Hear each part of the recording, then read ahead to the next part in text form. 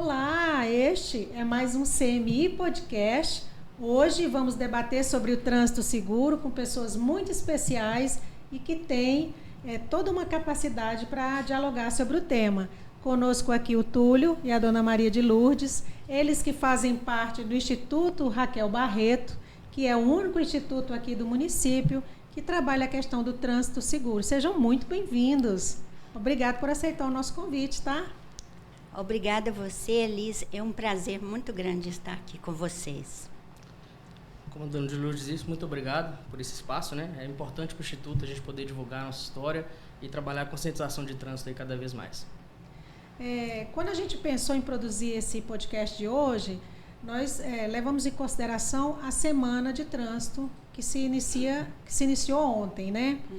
E para chamar a atenção mesmo da sociedade para esse problema. Ipatinga, nós estamos vendo cada dia nos jornais um trânsito mais violento, as pessoas estão com muito pouca paciência nas faixas de pedestre, acontece sempre, né?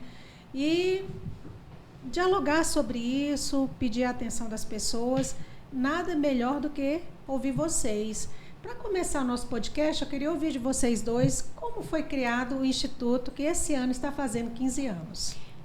O Instituto Raquel Barreto, ele foi criado por ocasião de um acidente, um sinistro, né, no trânsito, ocorrido com a minha filha, Raquel Barreto, a única filha que a gente tinha, mulher, né, que a gente tem mais 2 filhos, graças a Deus, mas foi nesse momento que a gente, entre aquele desespero e aquela necessidade da cidade, que a gente olhava por um lado e por o outro e a gente não via uma entidade, não tinha uma entidade que pudesse cuidar das vítimas do trânsito, das famílias vitimadas e vítimas do trânsito. Aí que a gente foi, assim, já na mesma semana a gente já foi trabalhando essa questão em desespero e em luta e em tudo, para que a gente pudesse conseguir ajudar as pessoas, para não acontecer o que aconteceu comigo, com a minha família, porque realmente é um desespero muito grande. As mães que perderam seus filhos, né, no trânsito sabem muito bem disso, sabem que as famílias são desmoronadas, o coração da mãe, principalmente, né, fica arrasado e a gente sem saber o que fazer. Então, foi aí que aconteceu da gente trabalhar para poder conseguir essa ONG, né, onde a gente pudesse atender gratuitamente as famílias de vítimas e vitimados do trânsito. Você tem uma frase muito boa que você falava comigo há pouco, né? Sim, que eu me sinto muito honrado em participar do Instituto, porque como psicólogo eu sei que é muito difícil a gente ressignificar o luto, né? E quando eu olho a história da Dona de Lourdes, eu vejo que ela pegou aquela tristeza do luto, aquele abalo familiar e conseguiu transformar isso numa indignação, porém uma indignação positiva, que transformou o luto em luta, que é a frase que eu gosto muito de usar quando eu conto a história do Instituto, porque falando por processos psicológicos, o luto tende a nos puxar para emoções negativas. E a Dona de Lourdes teve a empatia de sentir que ela não queria que nenhuma mãe sentisse o desamparo que ela sentiu com a perda da Raquel. Né, que eu acho que foi o que motivou a construção desse amparo psicológico, desse acolhimento às famílias que são vitimadas no trânsito e que vem perpetuando aí nesses 15 anos de história. Quais são os trabalhos prestados pelo Instituto antes e hoje em dia? Continua o mesmo ou vocês evoluíram nesses 15 anos, né? Debutando agora nesses 15 anos? Olha, a gente vem trabalhando desde o início. A gente começou em casa, na minha casa, começou trabalhando com psicólogos voluntários que ajudavam a gente, mas as reuniões eram na mesa da minha cozinha, da minha copa, porque não tinha espaço para atender as vítimas de trânsito individual. Então, era todo mundo atendido no meio de todo mundo. sabe? Era uma escuta Era conjunta. grupo terapêutico, uma terapia coletiva. Mães que perdiam. Teve uma dona lá que, no início, né, ela perdeu 5 pessoas da família dela e ela estava já com 82 anos, ela não estava aguentando nem andar. E ela era atendida no meio de todo mundo, porque não tinha como separar por falta de local. Aí a gente prosseguiu com as dificuldades, né, mas a gente foi melhorando aos poucos. Foi melhorando aos poucos e aí a gente conseguiu, em 2010 a gente conseguiu aí O título de utilidade o pública. título de utilidade pública. A gente já continuava trabalhando e aí foi melhorando, né? Foi melhorando e hoje estamos aí com os 15 anos e precisando de melhorar muito, muito, muito, muito. Elis, mas aí você vê, de um grupo terapêutico, né, que acontecia ali na mesa da Copa da Dona de Lourdes, hoje a gente consegue oferecer um acolhimento psicológico completo, quando a gente pega uma vítima que veio do trânsito, por exemplo, com a maxofobia, que é o medo de dirigir. É muito comum alguém acidentar e desenvolver um medo de dirigir. A gente consegue oferecer um acompanhamento que é desde o adoecimento até a total normalidade, a total melhora dessa vítima. Né? Hoje a gente tem o nosso acolhimento psicológico, temos ainda o grupo terapêutico, que é uma terapia coletiva, porém a terapia coletiva ela existe uma certa limitação ali na entrega, por causa da questão do sigilo. Então, hoje a gente tem nosso setting terapêutico, né, na nossa sede, e o acolhimento também passa por terapias ocupacionais, temos oficinas de artesanato na sede, e a gente acolhe a vida por um todo. O nosso viés é o trânsito, porém a gente acolhe a vida por um todo. Tiago, todo luto é difícil. Eu queria saber, para você que é psicólogo, se o luto de trânsito ele é pior, porque pega a pessoa numa situação que ela não estava doente, muitas vezes, e muito rápido. O seu ente querido sai para alguma coisa e vem só a notícia de que, infelizmente, muitas vezes, né? Às vezes ele é vitimado, mas não chega a óbito. Então, se ele é um luto diferenciado, se é um trabalho diferenciado em relação ao luto de quem está doente, de que tem uma causa natural, que a pessoa já lida com essa dor com mais tempo, né? Então, o luto no trânsito tem um agravante muito sério a ser levado em conta, que é o seguinte, é o de repente. O luto no trânsito, ele é antecipado por uma história de, às vezes, um filho que iria até um ponto encontrar com amigos e ele não volta mais para casa. Né? O diferencial é o seguinte, quando a gente tem um luto por um adoecimento, uma enfermidade, de forma inconsciente, porque ninguém quer lidar com a morte, mas Sim. de forma inconsciente a gente se prepara para a perda, assistindo o adoecimento, a hospitalização. No caso do luto no trânsito, não. No luto no trânsito é uma pessoa cheia de vida, cheia de saúde, cheia de planos, que às vezes esses planos são interrompidos e muitas vezes por inadimplência que temos no trânsito. É isso que mais agrava, porque vidas são ceifadas, abreviadas, por escolhas de motoristas. Eu não consigo falar que não é nem que é por erros ou por acidentes, porque são escolhas. Um motorista hoje que passa pelo processo de habilitação, né, tira CNH, ele afirma ali a aptidão psicológica através da habilitação, do teste, e ele opta em fazer errado. Toda vez que alguém pega a direção e divide direção e celular, por exemplo, ou direção e bebida alcoólica, ou a contramão, excesso de velocidade, é uma opção, não é uma falha, não é um repente. E essa opção, às vezes para chegar mais rápido, às vezes para chegar primeiro, que é uma corrida psicológica que a gente não consegue entender no trânsito, pode ceifar a vida de alguém. Quantas pessoas vocês atendem lá hoje? O Instituto ele tem capacidade de fazer 6 atendimentos por dia, né? 5 dias por semana. Aí, quando a gente está em campanhas nacionais, igual estamos agora na Semana Nacional do Trânsito, a gente direciona a nossa atenção para prevenção e conscientização, fazendo ações externas. Em períodos de normalidade, a gente faz uma média ali de 6 atendimentos por dia, com alguns horários na semana que a gente retira para fazer as blitz educativas, porque Sim. o Instituto é a única entidade que trabalha conscientização de trânsito durante todo o ano, não somente nas campanhas.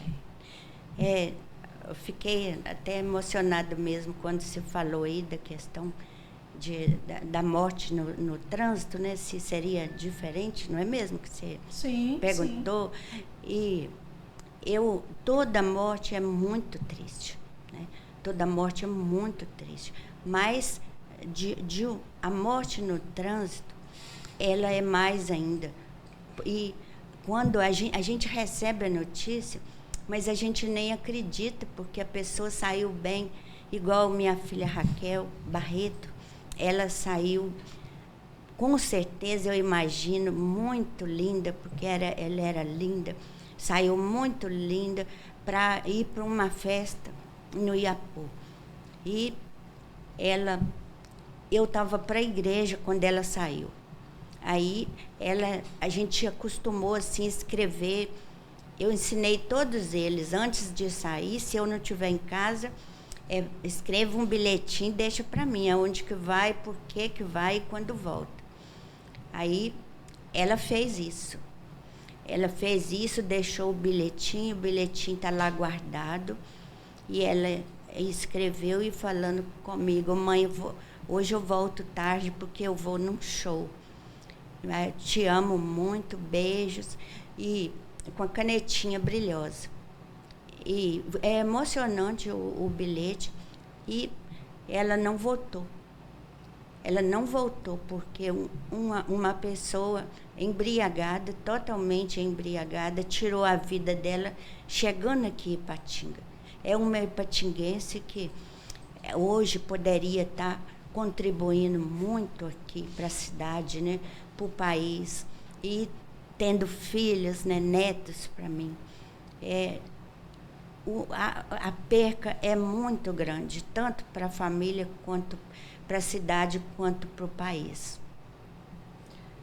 Sem dúvida, sou mãe de um menino e uma menina, 2 filhos, né? Eu não tenho nem como mensurar a dor da senhora. Raquel tinha quantos anos? 24. Era uma jovem. 24 anos. Estava trabalhando, deixou 4 pessoas empregadas, porque ela preocupava muito com o desemprego, então ela ajudava as pessoas a conseguir emprego. E, assim, é muito difícil é ruim, até a gente até perde a voz. Mas eu estou falando aqui, falo em nome de todas as mães que perderam seus filhos, para a gente se unir, para a gente não ficar sofrendo sozinho, para a gente trabalhar. Vamos trabalhar junto com o Instituto Raquel Barreto, em defesa da vida, porque ajuda, a gente vai ajudar mais pessoas. E gostaria muito que nas outras cidades tivesse mais institutos, como o Instituto Raquel Barreto, que trabalha de uma forma gratuita para ajudar as pessoas. Lá a gente não recebe nada, né? A gente trabalha por amor e com amor. Assim, vocês têm observado uma diferença no trânsito do município nesses 15 anos ou não dá para perceber? Porque a gente abre os jornais diários, os portais da cidade, e vê que o trânsito está ceifando muitas vidas, né? Tem tido muito sinistro, muito óbito e também muitos acidentes sem óbito. Então, dá para perceber a diferença. Infelizmente, essa diferença ela é negativa, né? O trânsito, principalmente falando em Ipatinga, que é o nosso campo de estudo, né? O Instituto atua no Vale do Aço, com mais atenção a Ipatinga. O trânsito em Ipatinga está caótico. O trânsito em Ipatinga está caótico, no sentido de o problema no trânsito, na observação que fazemos no Instituto, muitas vezes o problema está dentro dos veículos. Vou explicar por quê. A gente tem sinalização na cidade, correto? Talvez não em todos os lugares necessários, porém temos bastante sinalização na cidade, temos vias bem pavimentadas. Mas o que é observado em Ipatinga, eu não sei se por ausência de fiscalização ou se por mau hábito do motorista do Vale do Aço, as regras de trânsito, as leis de trânsito, elas estão sendo ignoradas de forma livre. A gente observa que a maioria dos acidentes que tem, quando são noticiados, costuma trazer ali na pauta um motorista embriagado, ou um motorista não habilitado, ou um motorista que estava ao celular e direção ao mesmo tempo. A gente andando no trânsito, a gente observa isso. As pessoas não sinalizam, as pessoas não param para o pedestre, que é o mínimo que o motorista tem que fazer, porque a prioridade no trânsito é a vida. Outra coisa que é muito importante salientar: Ipatinga é a única cidade da nossa região aqui, não posso falar do Brasil todo, que eu não tenho esse conhecimento, mas é a única cidade da nossa região que é ali protegida pela 12ª Região da Polícia Militar. É a única cidade que é atravessada por uma rodovia e não tem nenhum redutor de velocidade mais. Não temos radares, não tem quebra-mola. A velocidade de cruzeiro, que é a velocidade de viagem, o carro ele vem na BR, do jeito que ele vem, ele atravessa a cidade. A gente vê que a saída ali do bairro Novo Cruzeiro, por exemplo, a saída do Ferroviários, os carros passam, eles nem veem a cidade de Ipatinga, porque o nosso perímetro urbano ele não tem nenhum redutor de velocidade em relação a isso. Agora você imagina uma carreta, o nosso trânsito aqui na BR-381 tem muitos veículos pesados devido às áreas industriais, uma carreta, o excesso de veículos, eles passam a 90, 100 por hora e depara às vezes com a gente buscando o filho na escola, saindo do bairro Novo Cruzeiro, por exemplo, a 40 km por hora, porque é a velocidade urbana, e essa diferença aí ocasiona acidentes. Um pedestre que atravessa uma avenida aqui no centro, se ele direcionar o mesmo nível de atenção para atravessar uma rodovia, com o carro lá com o dobro de velocidade, isso ocorre em atropelamento. Teve muito óbito lá, próximo à estação ferroviária, né? Teve bastante óbito ali, de pessoas tentando atravessar que não conseguiram. Exatamente. Eu fico me perguntando quantas famílias o Instituto vai ter que socorrer para a gente poder pensar em instalar redutores de velocidade, quebra-molas e radares na BR. Porque números nós já temos. Igual você falou, Elis. Eu gostaria até de falar para quem está nos escutando, né? Recentemente, o nosso presidente de Lei do Trânsito realizou uma audiência pública aqui na Câmara e nos foi informado essas estatísticas, né? O gabinete dele nos passou. De acordo com os estudos do 12º Departamento de Polícia Civil daqui de Ipatinga, dos 26.412 registros de sinistros entre 2019 e 2023, em toda a região do Vale do Aço, mais da metade, 68,44%, ocorreram somente aqui. Quer dizer, nós estamos responsáveis por quase 70% dos sinistros de toda essa região, que não é pequena, da 12ª. Então, você acredita que é a legislação, é o não cumprimento da legislação? Por que a gente está tão violento no trânsito? Eu acredito que é o munícipe. Vou te explicar por quê. O CTB é o único código de leis do Brasil que a gente não pode falar que ele é totalmente aplicado em todo o estado. Todo mundo já viajou, às vezes, para o litoral ou para o Nordeste e assistiu 3 pessoas numa motocicleta, um motociclista sem capacete. A lei lá é a mesma que aqui, então tem uma diferença cultural. O resultado de Ipatinga é fruto dessa diferença cultural. Eu não vou falar que a polícia não trabalha, porque eu não tenho autonomia para isso e nem estatística para isso. Mas eu posso falar, como cidadão de Ipatinga, como um psicólogo que estuda o comportamento humano no trânsito, que o motorista de Ipatinga ele não está se preocupando com isso. Ele não preocupa com a autuação, muito menos com a vida. A forma que se dirige em Ipatinga hoje é agressiva. É muito agressivo e o resultado está aí. A gente pode levar em consideração também, Elis, que Ipatinga pode ser uma das maiores cidades na região. Porém, eu tenho certeza que se aplicar uma estatística, uma probabilidade nisso, Ipatinga ainda vai continuar nesse destaque negativo. O relatório ainda destaca um crescimento no número de acidentes ao longo do tempo, ou seja, 2009 a 2023. Foram registrados em 2019 4.147 acidentes. No entanto, em 2020 esse número cai, graças a Deus, para 3.544, subindo novamente e alcançando 4.113 em 2022. Porém, até maio, quer dizer, de 1 a 5 do mês 5, que é maio, já foram 2.179 acidentes. Pois é, e eu não foi contabilizado. Então, não estou querendo tirar a nossa felicitação em relação a 2020, mas o Instituto faz o mesmo censo e 2020 a gente estava em pandemia. Então o trânsito realmente ele era mais...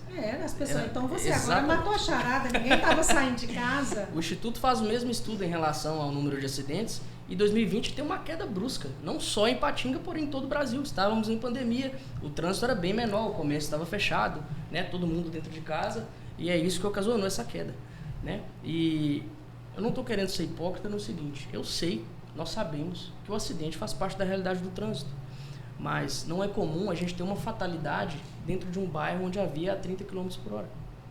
O veículo é preparado para ter uma colisão a 30 km por hora, acionar um airbag ou a pessoa protegida pelo cinto. Só que se esse motorista não tiver a 30 km por hora, não tiver de cinto de segurança, não tiver com atenção no trânsito, essa colisão vai ser fatal. Aqui até fala as áreas específicas como zonas críticas aqui em Ipatinga. Betânia, Canaã, o Instituto é no Canaã, né? Canaã, o trecho urbano da BR-381, que você citou há pouco no nosso diálogo, entre o Iguaçu e os ferroviários, e parte urbana da 458, né, que é essa outra rodovia que corta o município. Aqui no centro, Cidade Nobre e Veneza, são os principais locais que tem acidente. Então, esse número vem refletir já a sua fala, né? Sim. Infelizmente. Uma coisa que a gente fica indignado é com a situação das pessoas estarem morrendo dentro das ruas da cidade. Isso não pode, gente. O que está acontecendo? Na nossa Avenida Galileia, lá, onde tem a sede do Instituto, né? Já morreu uma idosa na faixa de pedestre. Não sei se vocês lembram. E acidente lá, geralmente, 3, 4 por final de semana, sem contar durante a semana. Então, isso é demais da conta. É demais da conta. As pessoas não estão precisando de ir para a BR para morrer, não. É dentro da própria cidade e isso não pode ser admitido. Em cidades que têm outros projetos de sinalização e tudo, igual posso citar aqui em Caratinga. Em Caratinga você não consegue andar de jeito nenhum dentro dos perímetros urbanos. Você não consegue. Quem passar por lá vai ver. É quebra-mola um em cima do outro, é aqueles negocinhos que você passa e faz zoeira, que eu nem sei. É obrigado a reduzir a velocidade. É obrigado. Não tem jeito de você correr. Portanto, lá não acontece. Dificilmente você vê falar de um acidente fatal em Caratinga. Vocês já requereram do Executivo algumas intervenções? A gente ainda não, mas a gente vai passar a fazer isso, porque a gente trabalha mais, a nossa função é trabalhar a questão depois do acontecido. Porque até porque a gente tem, não é preparado para isso, né? Mas a gente questiona e a gente precisa, e com certeza a gente vai conversar a respeito disso, porque quem sabe está precisando da gente e entrar em ação também nessa parte. O Instituto Raquel Barreto tem como fazer isso e pode fazer. Eu até exemplifico para vocês que os vereadores têm um dispositivo legal que chama-se requerimento. Eles podem apresentar, né, que esses requerimentos eles passam no plenário e são encaminhados à prefeitura, indicando que se faça intervenção, que se faça diferenciamento no trânsito. Então, quando vocês tiverem, ou se vocês souberem de uma área mais crítica e quiser procurar o município por meio dos vereadores, eu tenho certeza que eles os recebem muito bem, né? Com certeza. Para representar o Instituto por meio desses requerimentos. Com certeza. Na verdade, a gente ainda não elaborou a questão de requerimentos, porque o Instituto, igual a dona Júlia falou, a gente trabalha ali o pós-acidente, né, no acolhimento, e a gente começou a trabalhar agora a prevenção e a conscientização, porém com uma educação ética de trânsito, porque foi observado o seguinte: o trânsito hoje está caótico, né? Igual os números que você apresentou, ele está subindo essa questão negativa. O Instituto está tentando intervir com os futuros condutores.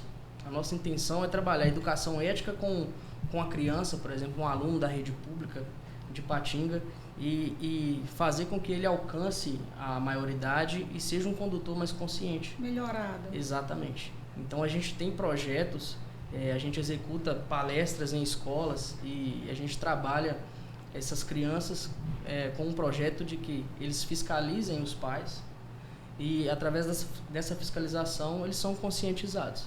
Uhum. Né? A gente faz o trabalho com os adultos, né?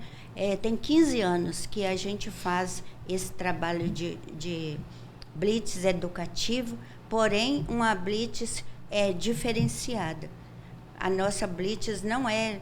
A gente não gosta da questão de tá dando presentinho para motorista, porque os motoristas, infelizmente, eles não estão merecendo isto, porque estão matando demais no trânsito. A gente trabalha conscientização através de um panfleto, mas esse panfleto não é para conscientizar ele. Esse panfleto está falando da campanha, mas é só para a gente ter a chance de parar ele e conversar 2 segundos com ele. E isso é que ajuda a melhorar a pessoa. Agora, você parar o motorista e dar uma pipoquinha para ele, não tem lógica. Não tem lógica. Põe empresa para fazer o trabalho e oferecendo pacotes aí. Isso não é conscientização, não. Isso é comercialização, eu penso. Entendo. Penso e peço desculpa a quem faz. Mas nós não fazemos, não. Imagina, a senhora aqui pode ficar à vontade de falar o que vocês acham, tá? Elis, mas é muito engraçado nas blitz educativas que a gente observa os motoristas em inadimplência e eles nem percebem. Eles param na blitz sem cinto. Os motociclistas de chinelo, com a viseira levantada, crianças sem cinto. Aí quando você questiona, está conduzindo sem cinto, aí a pessoa... mas eu só vou ali. Aí eu costumo dizer o seguinte, ninguém sai de casa pensando em acidentar. Ninguém nunca virou para mim e falou assim, deixa eu ir ali sofrer um acidente e daqui a pouco eu volto. Não, gente, o acidente é um acaso. Né? O acidente ele não é previsto. E se esse acidente, que vem na imprevisibilidade, pegar ainda esse motorista sem cinto, porque a nossa intenção não é punir ninguém. É igual eu costumo dizer lá no Instituto, que é o seguinte, com crianças e adolescentes a gente trabalha conscientização. Com motoristas, o que a gente faz é um apelo. E a punição que resolve. Porque eu não consigo chamar de palestra mais. Se uma empresa me convida para dar uma palestra sobre trânsito, porque o conceito de palestra é ensinar algo. Partindo de uma teoria, o motorista que está no trânsito, ele é obrigado a saber. Ele está ali habilitado. Vamos considerar que ele está habilitado, que a gente sabe que muitos já começam errando por aí. Mas ele está ali, ele sabe como dirigir, ele sabe onde ele tem que ter atenção, a velocidade. Eu, como psicólogo, eu não sou condutor de autoescola. Então, o que a gente faz é um apelo para que ele faça o que ele aprendeu em prol da vida, não que ele questione. Mas 40 km é muito devagar. Isso foi pensado por alguém, um engenheiro de trânsito, entendeu? Que pensou, há tantos quilômetros tem uma escola, tem um supermercado, tem uma área que vai atravessar pessoas, tem uma faixa de pedestre. Isso foi pensado, isso não é para ser questionado. A lei ela é para ser seguida, né? Quais são as atividades ainda essa semana, Dona Maria? Olha, nós vamos ter mais uma blitz educativa amanhã. A gente vai fazer o fechamento também, né, da Semana Nacional do Trânsito. A gente começou ontem, né, juntos com a Prefeitura, e a gente continua os trabalhos, certo? E no sábado a gente tem também uma blitz educativa, com a parceria com a Brigada Mirim. Sim. A Brigada Mirim é uma parceira do Instituto aí de muitos anos, né, que também trabalha com conscientização de jovens, né, através da disciplina espelhada no militarismo. Para nós é muito importante isso, essa parceria, porque o Instituto necessita de voluntários para as blitz, né? E uma mão ajuda a outra ali. A gente trabalha com o serviço de voluntariado deles e conscientiza esses jovens que serão futuros motoristas, né? Nós toda a vida a gente valoriza e precisa demais dos voluntários. Lá no Instituto 90%, para não dizer mais, voluntários. São voluntários, né? Pessoas que estão lá há 15 anos, 12 anos e assim por diante, outros chegando agora, né? Que é uma alegria muito grande para nós. E falar nisso, eu quero aproveitar para poder parabenizar todos os voluntários do Instituto, aqueles que já saíram, os que estão lá nos ajudando, os que estão chegando agora, e dizer que sem vocês não teria como continuar com o Instituto Raquel Barreto em defesa da vida. Vocês são muito bacanas, muito bem-vindos e muito humanos, cheios de amor para dar. Muito obrigada.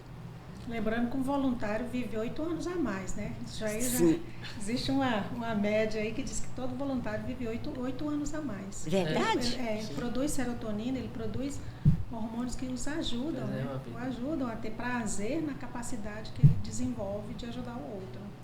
Agora eu fiquei feliz. A senhora Fiquei- então tem 15 anos então- trabalhando, Então eu Vai vou ter vida viver longa. muito. com certeza, eu acho que vai. Com Porque certeza. toda a vida, né? O município precisa muito da senhora. Muito Seu esposo, obrigada. de você, do Instituto. A gente A os gente- reconhece como uma entidade respeitada e apta para fazer essa intervenção, tá? Sim, Vocês já construíram gente- um nome por meio do trabalho de vocês e o município precisa de vocês. com certeza, muito obrigada. A gente também tem um apreço, um carinho muito grande aqui pela a Câmara de Vereadores, né? Pelos prefeitos, todos que já passaram por aqui, que continuou nos ajudando, e agora nós estamos aqui com o Gustavo, né? A gente agradece a todos. Sei que não precisava de agradecer, porque é uma obrigação de cada um de nós ajudar. Né?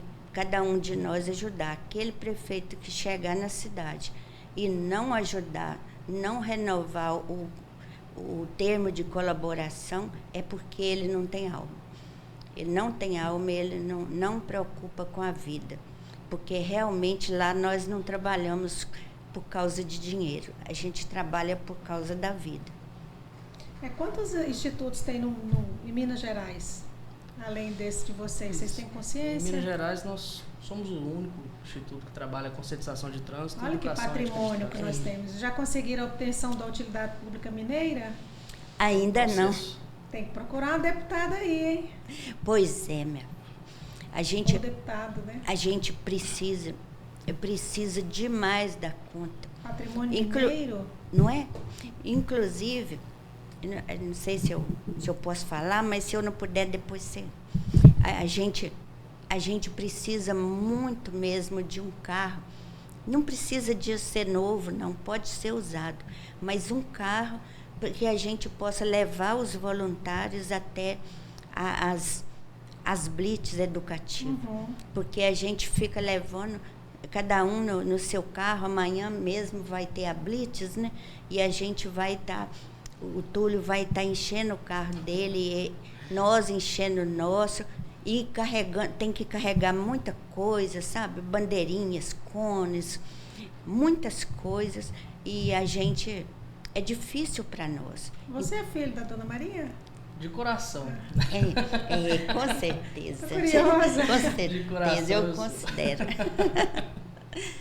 Ele é muito bacana. Eu sou Então, funcionário lá do instituto. Eu queria, então, finalizar esse podcast tão precioso, pedindo a vocês que deixem as redes sociais uma mensagem para quem está nos assistindo. Mas antes disso, eu posso só Claro, tomar mais um minutinho? Claro. É que o Instituto esse mês está fazendo 15 anos, né? E esse mês a gente vai agraciar o município de uma forma diferente. Eu acho que vai ser bom para o Instituto e bom para o município de Patinga, que é uma nova forma de preservar a vida. No dia 29, nós iremos fazer o plantio de 15 mudas lá na praça que permeia o campo do Itamaraty, né? A gente conseguiu essa liberação da prefeitura. aqui na prefeitura. Na prefeitura, que nos concedeu esse espaço. Foi de forma muito atenciosa e para nós foi muito importante, porque é simbólico, é uma preservação de vida. Eu acho que nada mais significa preservação de vida do que o nosso meio ambiente, né? Então iremos plantar essas 15 mudas no dia 29 de setembro, às 8h30 da manhã, Sim. na Praça do Itamaraty. E queria convidar as pessoas a prestigiarem esse evento. E vai ser um espaço ali que a priori vão ser 15 mudas, mas eu tenho certeza que os voluntários do Instituto vão cuidar com muito carinho, e vai vir uma flor aqui, um cuidado ali, vai trazer muita beleza e qualidade de vida para os munícipes. Instagram de vocês, rede social, qualquer endereço? Então, as redes sociais é Instituto Raquel Barreto, Instagram, Facebook, YouTube, todas é Instituto Raquel Barreto. Endereço da sede? É a Avenida, quer que eu fale? Pode. É a Avenida Galileia, 388, no Canãozinho. Nós queremos aqui agradecer a vocês por esse espaço tão maravilhoso, para que a gente possa falar sobre a história do Instituto e agradecer as pessoas que a gente precisa, inclusive ao Lei do Trânsito, né?